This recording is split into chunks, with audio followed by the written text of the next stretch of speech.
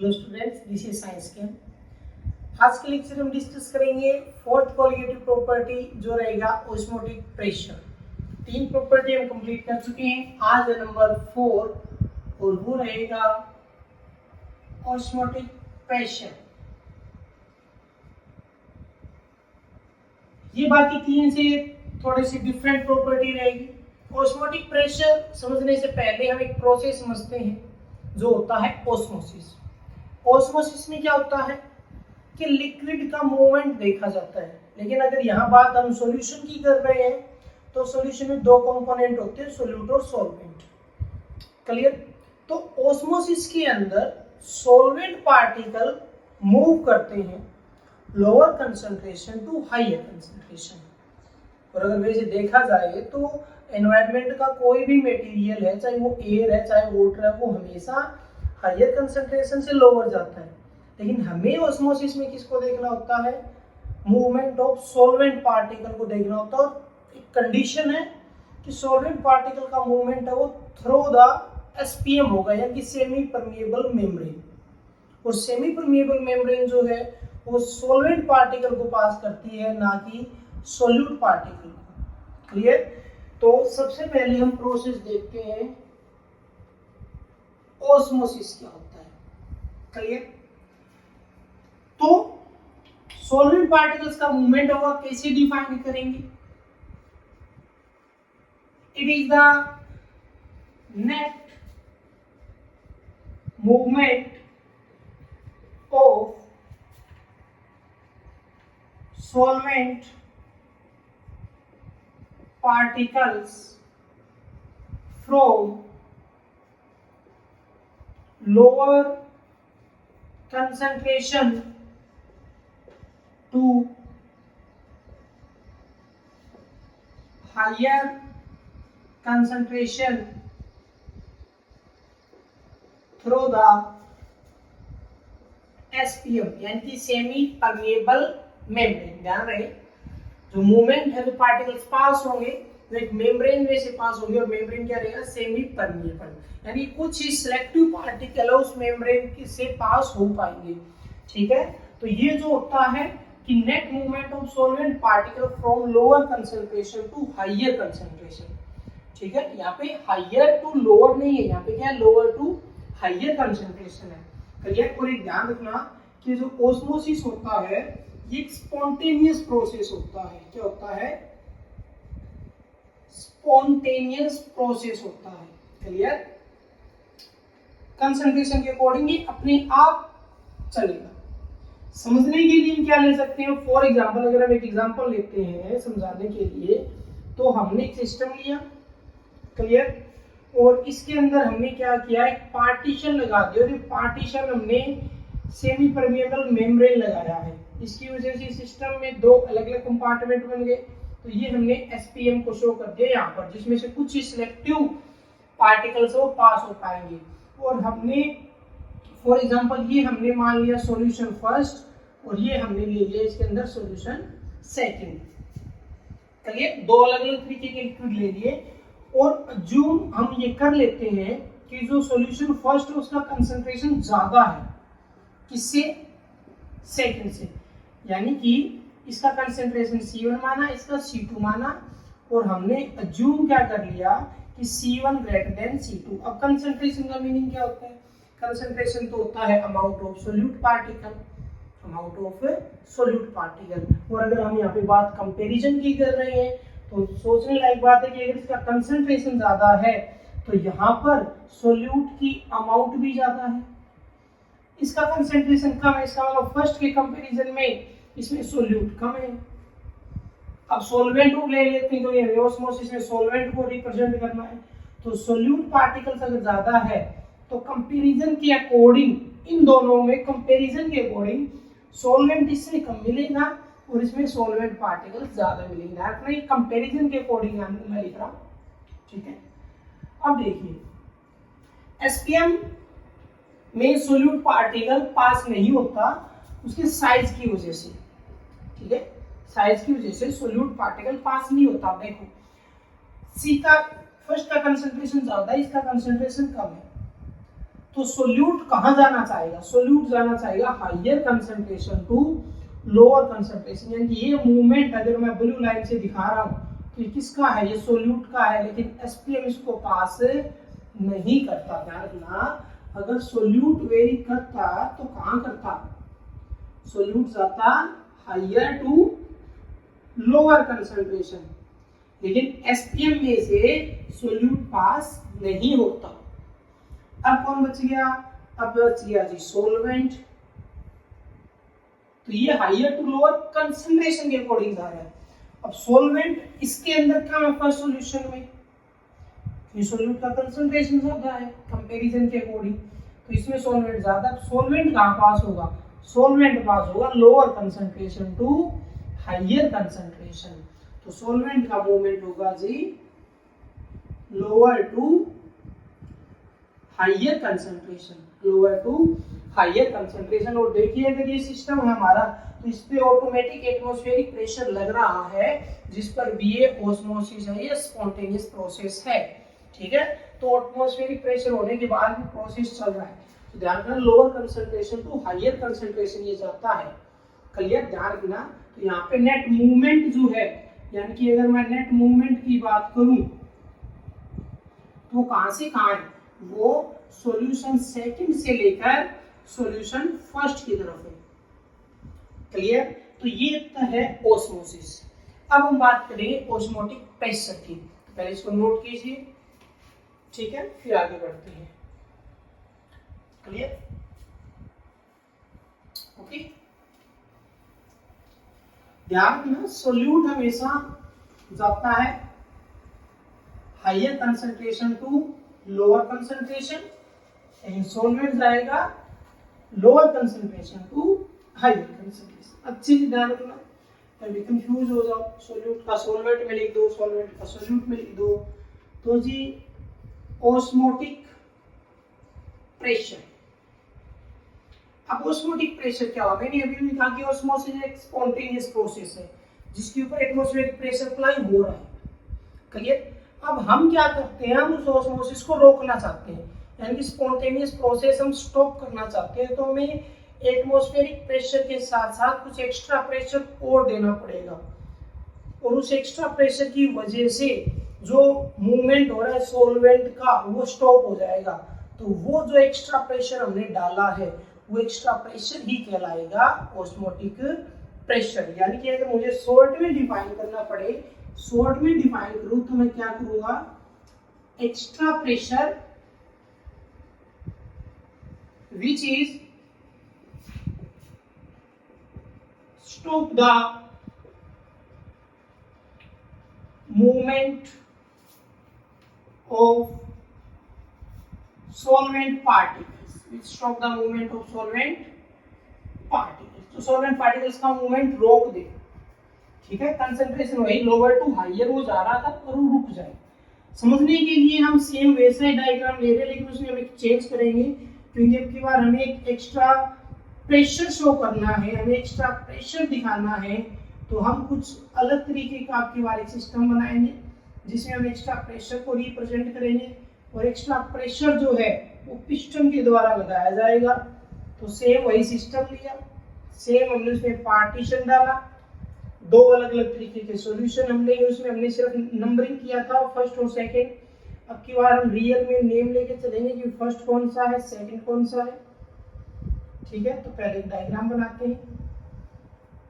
Partition के तौर पर हमने एसटीएम का यूज किया है।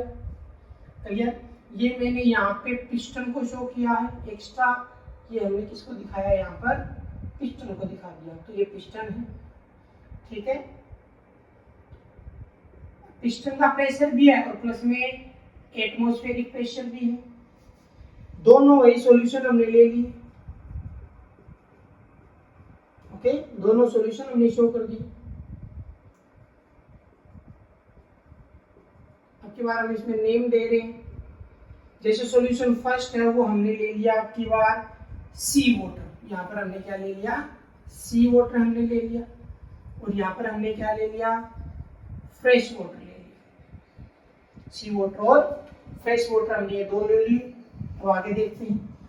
अब आपको पता है सी वाटर के अंदर तो सॉल्ट होते हैं, मिनरल्स होते हैं, फ्रेश वाटर के अंदर कुछ नहीं होता, ठीक है, बिल्कुल कोई मिनरल्स नहीं है, कोई सॉल्ट नहीं है। तो अगर सी वाटर को देखा जाए तो इसमें सॉल्ट है, मिनरल्स है, इसका मतलब अगर इसका कंसंट्रेशन मैं सी मानूं और इसका मैं सी2 मानूं तो इसमें सोल्यूट प्रेजेंट है सी वाटर में, फ्रेश वाटर में कोई सोल्यूट प्रेजेंट नहीं है। तो कंसंट्रेशन है जो देखा जाए तो भी क्या है, C1 greater than C2, C1 greater than C2।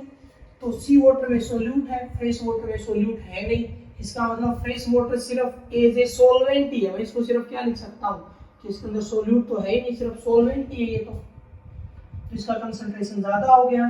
तो अगर हमें सोल्यूट रिप्रेजेंट करना पड़े तो सोल्ट या मिनरल्स प्रेजेंट है सी वाटर में तो वो फ्रेश वाटर की तरफ जाना चाहेंगे, लेकिन एसपीएम से वो चीजें पास नहीं होती है, तो ये प्रोसेस तो होने से रहा।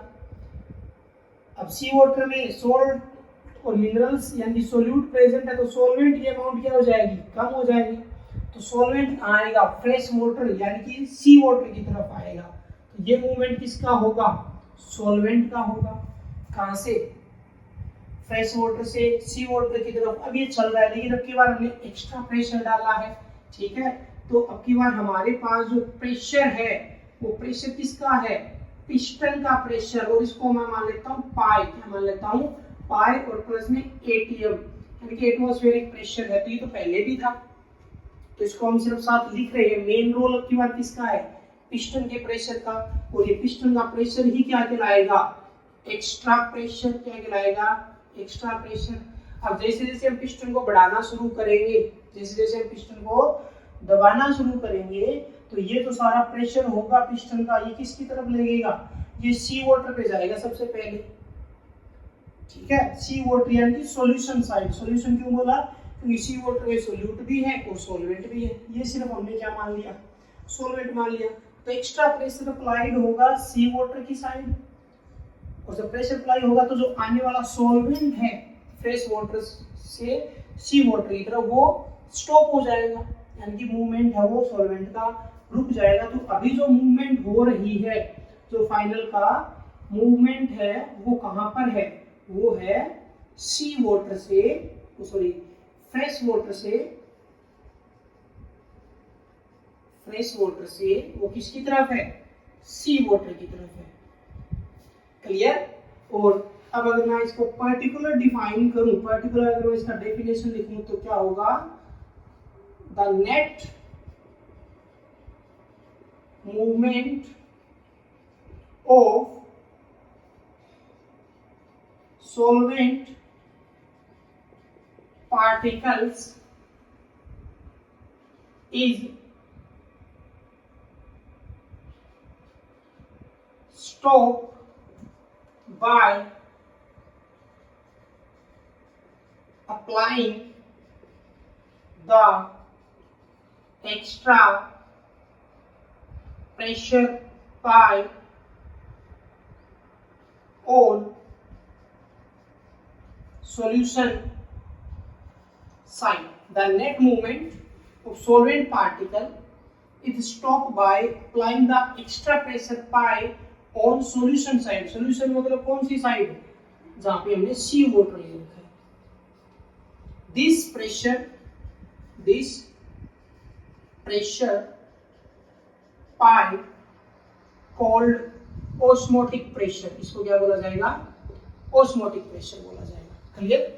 तो ये एक्स्ट्रा प्रेशर हो गया ओस्मोटिक प्रेशर, ठीक है। जल्दी नोट कीजिए फिर हम आगे बढ़ते हैं। क्लियर।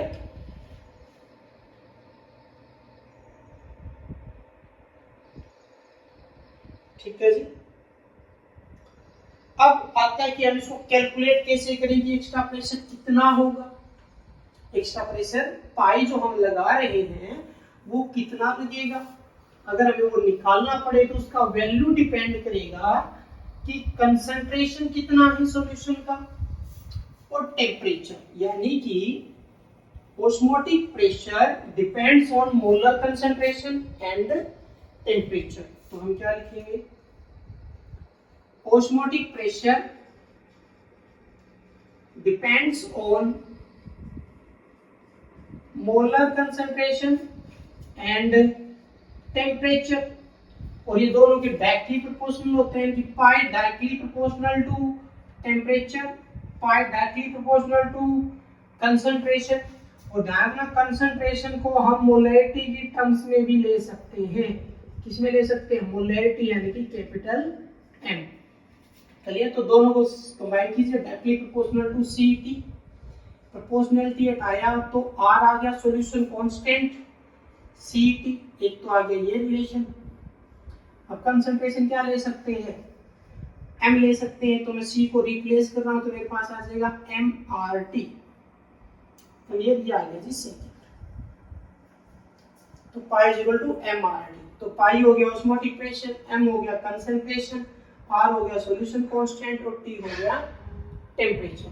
क्लियर? अब इस ऑस्मोटिक प्रेशर की रिलेशन से एक पॉइंट और निकाला जा सकता है, वो होता है मोलर मास ऑफ सॉल्यूट। फिर कंसंट्रेशन में चेंज आ रहा है, ठीक है। तो यहां से अगर हमें मोलर मास फाइंड आउट करना पड़े तो वो हम कैसे करते हैं, वो हम इसे देख लेते हैं। यानी कि find out molar mass. Molar मास हम कैसे निकालेंगे? तो देखिए जरा, इसी रिलेशन का मैं यूज कर रहा हूं, pi is equal to M R T. Molarity जो होता है वो क्या होता है? Mole by volume, mole by volume. तो pi is equal to n by V R T. Clear? v को इधर ले आए तो pi v is equal to n R T. अब मोल क्या होता है? Given mass by molar mass, given mass by molar mass. तो अब मैंने इसको रिप्लेस किया, pi v is equal to given mass molar mass R T. हमें मोलर मास निकालना है तो m is equal to M R T divide by pi v। ये लो, ये फाइनल है। तो सोल्यूट के अकॉर्डिंग अगर हमें मोलर मास निकालना पड़े फ्रॉम द ऑस्मोटिक प्रेशर तो क्या आ जाएगा? Given mass, gas constant, temperature, osmotic pressure and volume, clear? ठीक है जी। तो हो गया मोलर मास हम कैसे फाइंड आउट करते हैं। ठीक है, जल्दी नोट कीजिए, फिर आगे देखते हैं।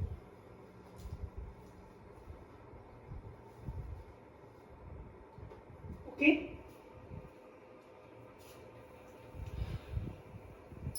अब देखो, जब हमने एक्स्ट्रा प्रेशर लगाया यानी कि पिस्टन के थ्रू, तब ऑस्मोसिस रुक गया। अब हम क्या करते हैं? उस एक्स्ट्रा प्रेशर को हम और इंक्रीज कर देते हैं, हम एक्स्ट्रा प्रेशर को और इंक्रीज कर देते हैं। तब हमारे पास एक टर्म और आती है जिसको क्या बोला जाता है? Reverse osmosis. रिवर्स ऑस्मोसिस में, ठीक है, यानी कि if we increase the extra pressure, if we increase the extra pressure, then the osmosis or movement of solvent particle is reversed।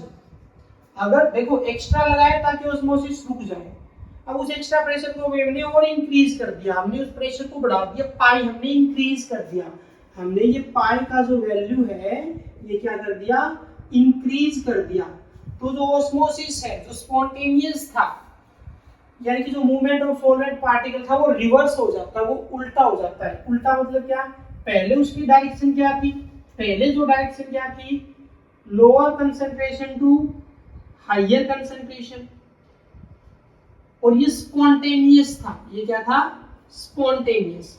लेकिन अब एक्स्ट्रा प्रेशर जब लगाया, एक्स्ट्रा लगाने से डायरेक्शन क्या हो जाएगी? हायर टू लोअर हो जाएगी, यानी कि ये क्या हो जाएगा? Non spontaneous. तो ये किसमें काउंट था? ऑस्मोसिस में। और ये नीचे वाला किसमें काउंट हो जाएगा? ये हो जाएगा रिवर्स ऑस्मोसिस में। ये ऑस्मोसिस था, ये रिवर्स ऑस्मोसिस था। यानी कि ऑस्मोसिस में जो, जैसे ये हमने एसपीएम शो किया था, ये क्या था यहाँ पे सी वाटर, यहाँ पे क्या था फ्रेश वाटर, ठीक है, यहाँ पे क्या था फ्रेश था। पहले मूवमेंट कहाँ पे था fresh water to sea water, लेकिन जब वो प्रेशर हमने एक्स्ट्रा बढ़ा दिया, रिवर्स ऑस्मोसिस कर दिया हमने, पाई बहुत ज्यादा बढ़ गया, तो अब ये कहाँ पे हो जाएगा सी वाटर टू फ्रेश वाटर हो जाएगा। लेकिन ये नॉन स्पॉन्टेनियस होगा, ये तब तक ही चलता रहेगा जब तक पाई इंक्रीज है।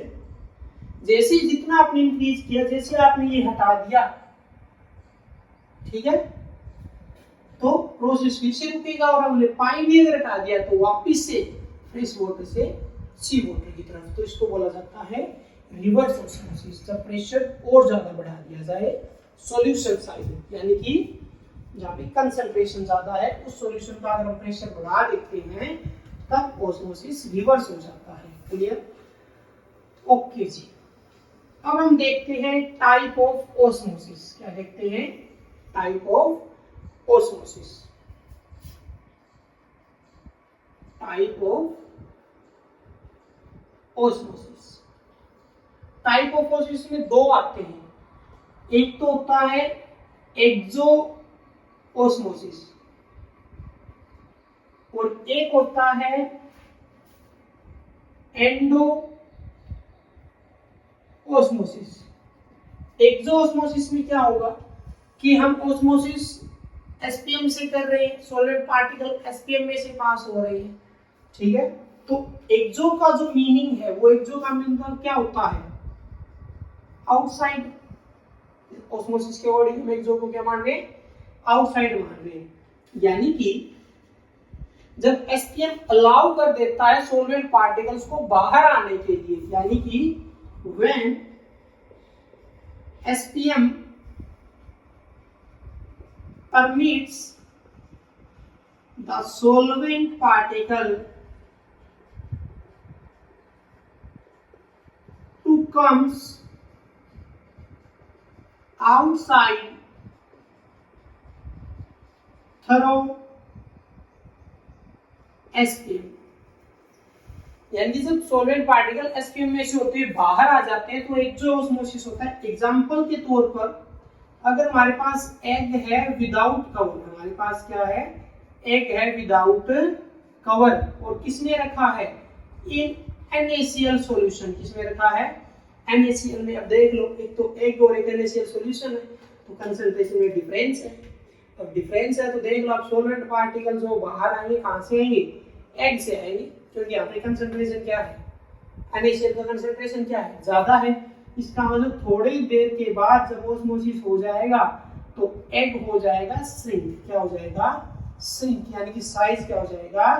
डिक्रीज हो जाएगा, क्योंकि सॉल्वेंट है वो बाहर आ रहा है, सॉल्वेंट है वो बाहर आ रहा है। अगर वो NaCl सॉल्यूशन के अंदर है तो यहाँ पे आता है आउटसाइड, ये होता है एक्सोऑस्मोसिस। अब बात करते हैं एंडो की। एंडो का मतलब क्या होता है? इनसाइड। क्या होता है? इनसाइड, ठीक है। तो यहाँ पे तो पार्टिकल्स बाहर आए, यहाँ पे पार्टिकल्स सॉल्वेंट के कहां जाएंगे? अंदर, यानी कि solvent particles enter inside through the SPM. अब अंदर जाना है तो बाहर की कंसंट्रेशन क्या करनी पड़ेगी? कम करनी पड़ेगी। तो एग्जांपल क्या हो जाएगा कि एग इन वाटर। अब की बार हमने फ्रेश वाटर की बात की है, तो जब हमने फ्रेश वाटर की बात की तो कंसंट्रेशन क्या हो गया? डाउन हो गया बाहर का। और अगर बाहर का कंसंट्रेशन डाउन हो गया तो सॉल्वेंट कहां जाएगा? अंदर जाएगा। अंदर जाएगा तो एग क्या हो जाएगा? स्वेल, यानी कि साइज है वो इंक्रीज हो जाएगा। साइज यहाँ पे एग का साइज डिक्रीज हुआ है, यहाँ पे एग का साइज इंक्रीज हो जाएगा। क्लियर? नोट कीजिए। तो ये तो था type of osmosis. Okay, clear? ठीक है जी। इनकी ऑस्मोसिस किस तरीके का हो सकता है, यानी कि सॉल्वेंट पार्टिकल्स का डायरेक्शन कैसा होगा? अब हम देखते हैं टाइप ऑफ सॉल्यूशन, और किसके बेस पर? ऑस्मोटिक प्रेशर के बेस पर, ठीक है, यानी कि type of solution on the basis of osmotic pressure. तो यहाँ पे सॉल्यूशन है वो 3 टाइप के होगा। पहला जो टाइप आता है वो आता है आइसोटोनिक सॉल्यूशन। क्या आता है? Isotonic solution. अभी कैसे होगा? एग्जांपल के तौर पे हम क्या कर लेते हैं, 2 सॉल्यूशन ले लेते हैं। ये फर्स्ट सॉल्यूशन हमने ले लिया, ये हमने ले लिया सेकंड सॉल्यूशन, ठीक है। ये फर्स्ट सॉल्यूशन है, ये सेकंड सॉल्यूशन है। इसका प्रेशर π1 मान लिया, इसका प्रेशर π2 मान लिया। अब अगर आइसोटोनिक हमें बात करनी है तो आइसोटोनिक में क्या होगा? आइसोटोनिक में होगा π1 = π2, दोनों का ऑस्मोटिक प्रेशर होगा बराबर। आइसोटोनिक सॉल्यूशन वो सॉल्यूशन होते हैं जिनका ऑस्मोटिक प्रेशर इक्वल होता है, यानी कि these solution have equal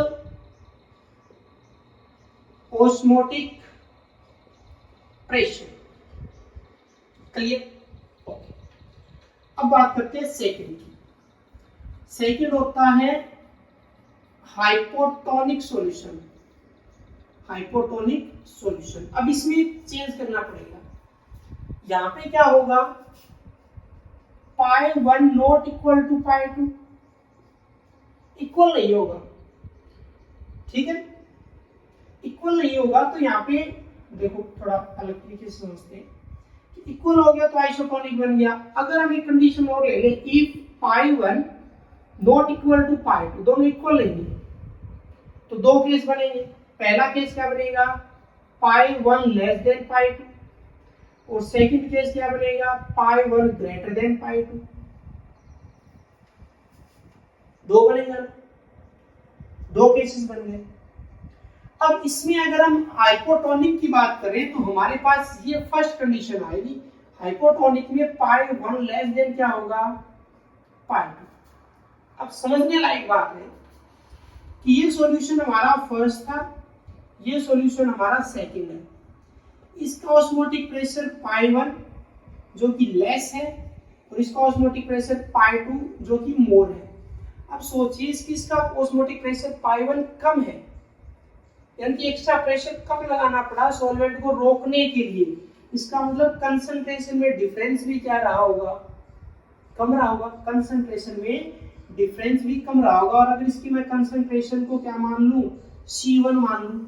इसका ऑस्मोटिक प्रेशर π2 ज्यादा है, ज्यादा फोर्स लगाना पड़ा, ज्यादा प्रेशर लगाना पड़ा, फ्लो ज्यादा हो रहा था सॉल्वेंट पार्टिकल्स का, इतना इसका मतलब डिफरेंस भी क्या होगा? कंसंट्रेशन का ज्यादा होगा। तो इसकी कंसंट्रेशन मैंने C2 मान ली। क्लियर? तो इसका प्रेशर ज्यादा है तो इसकी कंसंट्रेशन भी ज्यादा है, इसका प्रेशर कम है तो इसकी कंसंट्रेशन भी कम है। तो देखा जाए तो C1 less than C2, C1 less than C2। इसका मतलब हाइपोटोनिक सॉल्यूशन क्या होते हैं? The solution which have less osmotic pressure with respect of, इसका कम है इसकी रिस्पेक्ट में, क्योंकि इसका कंसंट्रेशन ज्यादा है, तो with respect of high concentrated solution, high concentrated solution. Clear? Okay. which have less osmotic pressure with respect of high concentrated solution। ठीक है, जल्दी नोट कीजिए।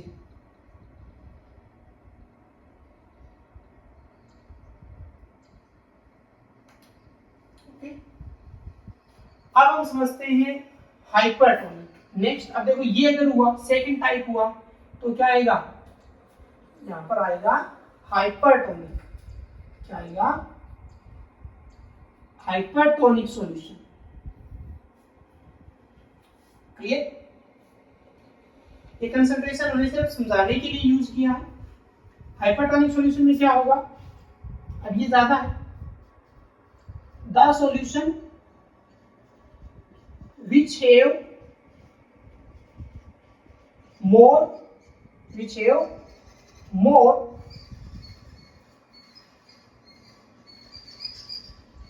osmotic pressure, more osmotic pressure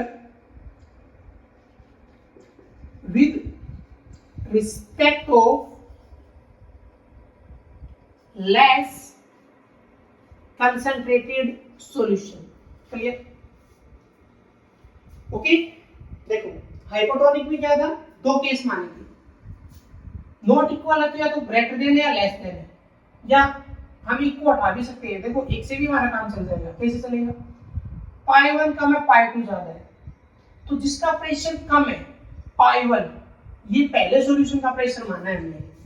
तो जो फर्स्ट सॉल्यूशन है ना, इस कंडीशन में जो फर्स्ट सॉल्यूशन है वो बनेगा हाइपोटोनिक।